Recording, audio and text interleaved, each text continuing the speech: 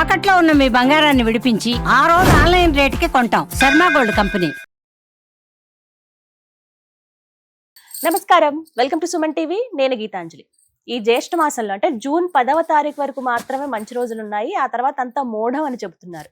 అయితే ఈ మోఢంలో కూడా కొన్ని కార్యక్రమాలు చేయొచ్చు అని అంటారు.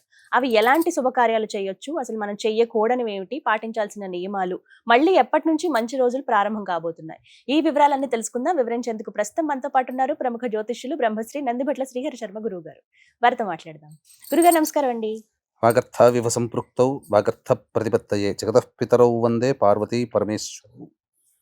ఆదిత్యాయ చ సోమాయ మంగళాయ బుధాయ చ గురు శుక్ర శనిభ్యశ్చ రాహవే కేతవే నమః. శృంగేరి జగద్గురు పీఠాధిపతులకి, కంచి పీఠాధిపతులకి నమస్కారములు తెలియచేసుకుంటూ కార్యక్రమాన్ని ప్రారంభిద్దాం. గురుగారు, మోఢం ఎందుకంటే 10 వరకే మంచి రోజులు అని చెప్తున్నారండి. ఇంకేమైనా ముహూర్తాలు పెట్టుకోవాలన్నా లేకపోతే ఇంకేమైనా చెయ్యాలనుకున్నా ఈ లోపే అని చెప్పారు. అయితే ఎక్కడ కన్ఫ్యూజన్ ఏర్పడిందంటే కొంతమంది ఏమో 12 వరకు బాగుంది అంటున్నారు, కొంతమంది ఏమో 15 వరకు బాగుంది అంటున్నారు, పోనీ 15 తర్వాత కూడా ఒక నెల రోజులు అంటున్నారు, లేదు 20 రోజులు అంటున్నారు. ఇలా చాలా సందేహాలు ఉన్నాయండి. అసలు ఎప్పటి నుంచి మోఢం ప్రారంభం అవుతుంది? మనకు ఈ పంచాంగ గణన పద్ధతుల్లో దృక్ సిద్ధాంతము, పూర్వగణిత సిద్ధాంతం అనేటువంటిది రెండు పద్ధతుల ప్రకారం ఉన్నాయి.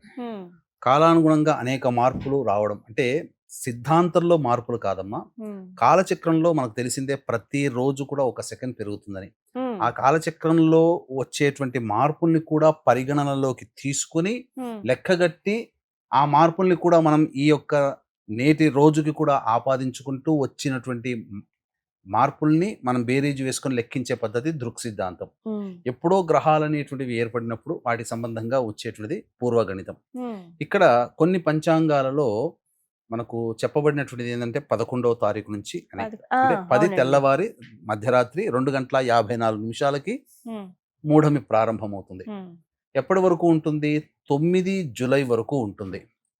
అంటే 29 రోజుల పాటు ఉండేటువంటిది గురు మూఢమి అని అంటారు. ఇప్పుడు కొన్ని పంచాంగాల్లో 15వ తారీఖు నుంచి ప్రారంభమైనట్టుగా చెప్పారు. సరే, ఏది ఏమైనప్పటికీ కూడా మనకు మనం తీసుకోదలిచినటువంటిది మాత్రం 10వ తారీఖు రాత్రి తెల్లవారితే 11, కాబట్టి 11వ తారీఖు నుంచి 9వ తారీఖు వరకు తీసుకోవాలి గురు మూఢమి. మొత్తం మీద జూన్ 11 నుంచి జూలై 9వ తారీఖు వరకు అండి. అవునమ్మా. అయితే అసలు ఫస్ట్ ఈ మోఢం అంటే ఏంటి అనేది ముందుగా తెలుసుకోవాలనుకుంటున్నాం గురుగారు. మూఢమి లేదా మౌఢ్యము అనే పదానికి, సంస్కృత పదానికి అర్థము చీకటి అని అర్థం. చీకటి. కాబట్టి ఈ మూఢమి అనేటువంటిది ఎలా వచ్చింది మనకు ఈ యొక్క పంచాంగ గణన రీత్యా చూసుకుంటే, ఏ గ్రహం అయితే రవికి చాలా దగ్గరగా వెళుతుందో ఆ గ్రహము తన ప్రభావాన్ని కోల్పోతుంది. ముఖ్యంగా శుభకార్యాల్లో చూసేటువంటి శుభగ్రహాలు, నైసర్గిక శుభగ్రహాలు శుక్రుడు, గురువు.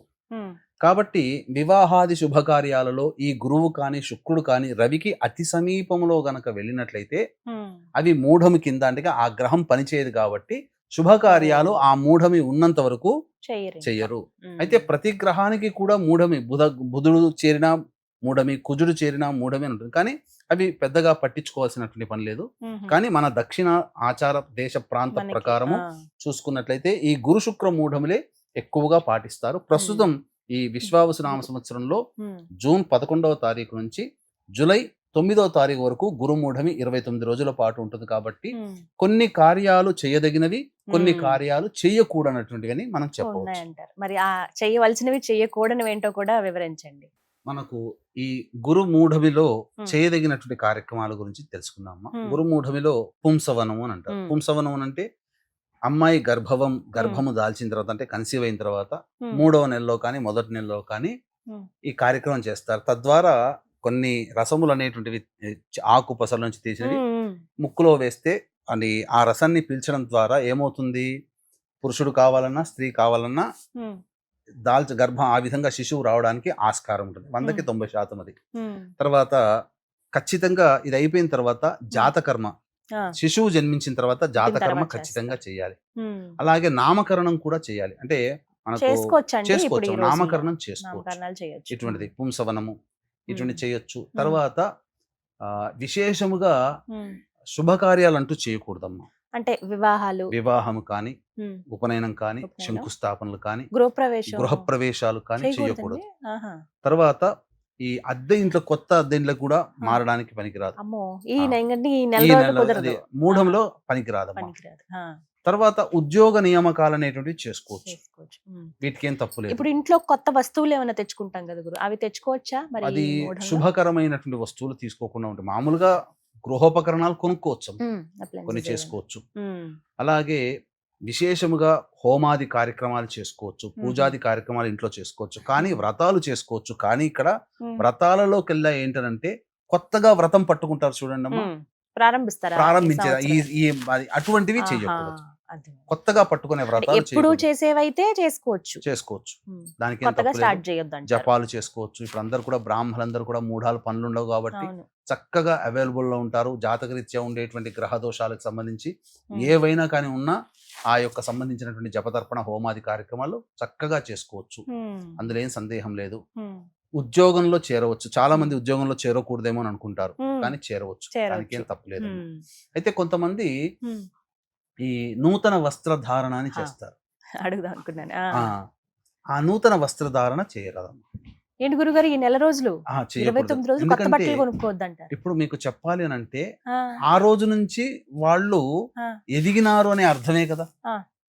ఇప్పుడు అమ్మాయికి చీర కడుతున్నారు అని ఫంక్షన్, అవును, శారీ అబ్బాయికి, ఫంక్షన్ చేస్తారు. శారీ ఫంక్షన్. ధోతీ సెరమనీ చేస్తారు. అబ్బాయికి ధోతి సెరమనీ. అంటే ఏంటి, పెద్దవాడు అయ్యాడు అని చెప్పడానికి సూచించే ప్రక్రియ. అవును, పెద్దమ్మాయి అయ్యింది అని సూచించే ప్రక్రియ. అటువంటిది మూఢంలో చేయకూడదు. చేయకూడదు. ఆ. ఓకే. అది. ఇటువంటివి తర్వాత ముఖ్యంగా ఈ దేవతా ప్రతిష్టలు చేయకూడదు. మళ్ళీ పూజాది కార్యక్రమాల్లో ఈ శంకుస్థాపనలు కానీ ఇవన్నీ చెప్పుకున్నాం కదా, అవునవును, అటువంటి అన్నారు. శుభకార్యాలు ఏం చేయకూడదు. నోములు అవి కొత్తవి అస్సలు పట్టుకోకూడదు. ఈ పని మాత్రం చేయొద్దు, చేశారంటే ఇంక అంతే అన్నట్టుగా ఏమైనా ఉన్నాయండి? ఇవేనమ్మా ఇవే, శుభకార్యాలు ఇప్పుడు అసలు ఏవి చేయకూడదు. ముఖ్యంగా ఖచ్చితంగా చేయాల్సినవి అంటే ఈ నామకరణాలు ఇవే నామకరణాలు, చేసుకోవచ్చు. యాత్రలు చేయొచ్చు, ఉమ్. దైవ దర్శనం చేసుకోవచ్చు, తప్పులేదు. ఉమ్, ఇవన్నీ మామూలేనమ్మా, సాధారణంగా యథావిధిగా. చేయొచ్చు. కొత్త ఉమ్. కొత్త వస్తువుల్లో పూజకి సంబంధించినటువంటి అది విరివిగా వాడుకోవడానికి ఉండేటువంటి వాటి మాత్రం చేయకూడదు. ఇవి ఒక్కటి గుర్తుపెట్టుకోవాలి. మిగతావన్నీ కార్యక్రమాలన్నీ చేసుకోవచ్చునమ్మా. ఆహా. ఇవే చాలా మందికి సందేహాలు అండి. కొంతమంది ఏం ఆ. చేస్తున్నారంటే గురుగారు, ఇప్పుడు ఆగస్ట్ లోనో లేకపోతే నెక్స్ట్ పెళ్లి ఉంది అన్నప్పుడు, శ్రావణ మాసంలో పెళ్లిళ్ళు ఉన్నాయి అన్నప్పుడు కొంతమంది పసుపు ముందుగానే కొట్టేస్తారు, అంటే పెళ్లి పనులు చేసుకోవడానికి అని చెప్పి. అలా ఇప్పుడే కొట్టేసుకోవచ్చా ముందే? మూఢాలు రాకముందు 11వ తారీఖు లోపల చేసుకోవచ్చమ్మా. కానీ 11 రాత్రి మూఢం స్టార్ట్ అవుతుంది కదా, 10 రాత్రి తెల్లారితే 11 అనగా పనికిరాదు. అంటే పౌర్ణమి తిథి కూడా మనకు మూఢంలోనే ఉన్నట్టు లెక్క. పైగా పెళ్లి చూపులు పనికిరావు. అవునా? పెళ్లి చూపులు సాధారణంగా మూఢాలు అవును, పెళ్లి పనులు ఏవి కూడా చేయరు కదండి చేయకూడదు. మూఢంలో. శుభలగ్నాలు పత్రికలు రాసుకోకూడదు. ఇవన్నీ కూడా పనికిరావమ్మా. వివాహ సంబంధంగా ఏవైనా ఆ వస్తువులు కొనుక్కుంటారు కదా, ఆ కొనుగోలు చేయకూడదు మూఢంలో. ఇవన్నీ చెప్పబడి ఉన్నాయి. అంటే ఇప్పుడు ముందు పసుపు కొట్టేస్తే తీసుకోవచ్చండి తీసుకోవచ్చమ్మా, వాటికి తీసుకోవచ్చు, తప్పేం ఇప్పుడే లేదు. ముందు ముందుగా పసుపు కొట్టుకొని చేసుకుంటే గనక ఆ పనిని ప్రారంభించిన వాళ్ళం అవుతాం కాబట్టి అది ఇబ్బంది లేదండి. చేసుకోవచ్చు, ఇబ్బంది లేదు. శుభలేఖలు రాసుకోకూడదు, ప్రింటింగ్ చేయకూడదు, ఇవన్నీ కూడా మూఢంలో చేయకూడదమ్మా. తప్పదు అనుకున్నటువంటి కొన్ని ఉంటాయి చూడండి, ఆ పితృ కార్యక్రమాలు చేసుకోవాలి, అది తప్పదు. ఖచ్చితంగా పితృ చేయాల్సిందే. కార్యక్రమాలు తిథి ఉన్నప్పుడు చేయాల్సిందే, అందులో సందేహమే లేదు. ఇంకా చెప్పాలి అని అంటే ఈ నామకరణం చేసుకోవచ్చు, ఎందుకంటే పేరు పెట్టాలి కదా, ఇవి తప్పులేదు, వీటికి తప్పులేదు. జాతకర్మ, పుట్టగానే జాతకరీత్యా ఉన్నటువంటి జాతకర్మ దోషాలు ఉంటే అవి చేసుకోవచ్చు, వాటికి తప్పులేదమ్మా. తర్వాత అన్నప్రాసన కూడా చేయొచ్చు. చేయొచ్చండి. చేయొచ్చు. అన్నప్రాసనలో అంటే ఖచ్చితంగా స్త్రీకి పురుషుడికి సంబంధించి బేసి సరిమాసాలను ఉంటాయి కదా, ఖచ్చితంగా అది ఆ మాసంలో పడ్డప్పుడు చేయాల్సిందే, తప్పదు ఇక అది అన్నట్టుగా. ఇవన్నీ చేసుకోవచ్చు. ఇవి కొన్ని చేసుకోవచ్చు, కొన్ని కొన్ని చేసుకోవచ్చు. చేయకూడదు. ఇవి ఒక్కటి తెలుసుకోవాలి. చాలా మంది ఇక్కడే సందేహం అండి, అమ్మో పెళ్లిళ్ళు వద్దంటున్నారు, మళ్ళీ ఇవైనా చెయ్యాలా వద్దా, పిల్లలకి ఇప్పటికే లేట్ అయిపోతుందని, ఈ అన్నప్రాసన లేట్ అయిపోయిందని చెప్పి వ్యాపారాలు కూడా చేయకూడదు, ప్రారంభించకూడదు. కొత్తగా ఓపెనింగ్ అంటే చేస్తారు గురుగారు కదా, ఒక మాట అండి, ఏం జరుగుతుంది చేస్తే గనక జరిగే ఫలితాలు ఎలా ఉంటాయి? ఫలితాలు చెప్తానమ్మా. అంటే గురువు అనేటువంటి వాడు ఏంటనంటే గ్రహాల్లో పనులలో అనుకూలతను సూచిస్తాడు. గురువు చేసేటువంటి పని ఏంటంటే గురుబలం ఉందిరా అని అంటాడు. నాకేంద్రా, నాకు గురుబలం ఉంది, నాకు ఏదైనా పని సరిగిపోతుంది అని అంటారు. అంటే ఏంటి, టకటక పనులు అయిపోతుంటాయి. ఆ గురువు పనికిరాని సమయంలో ఉన్నప్పుడు చేస్తే ఆ పనులు నత్తనడకన సాగుతాయి అని అర్థం. అలాగే శుక్రుడు వైభోగానికి కారకుడు, భోగానికి కారకుడు, నమస్తే. వివాహానికి కారకుడు, దాంపత్యానికి కారకుడు. ఇవన్నీ కూడా ఇబ్బందికరంగా మారుతాయి భవిష్యత్తులో. ఇవి చాలా సందర్భాల్లో మనము చూసామమ్మా. నా వ్యక్తిగత సందర్భంలో అవునా?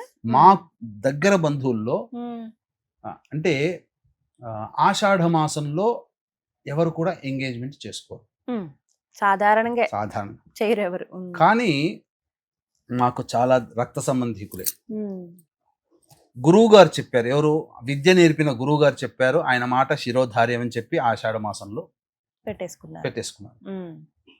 ఏమైపోయింది, కొంతకాలంకి అయిన తర్వాత ఆ అత్తగారు అంటే అబ్బాయి తల్లికి కొద్దిగా ఫైర్ యాక్సిడెంట్ లాగా అయ్యేది, త్రుటిలో ప్రమాదం తప్పింది ఎంగేజ్మెంట్ అయిన కొన్నాళ్ళకి.